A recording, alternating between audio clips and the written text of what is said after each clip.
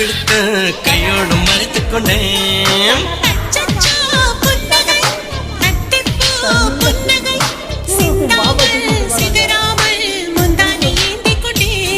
உன் புன்னகை எனும் சாவியால், உன் புன்னகை எனும் சாவியால் என் காதல் திறந்து கொண்டேன்.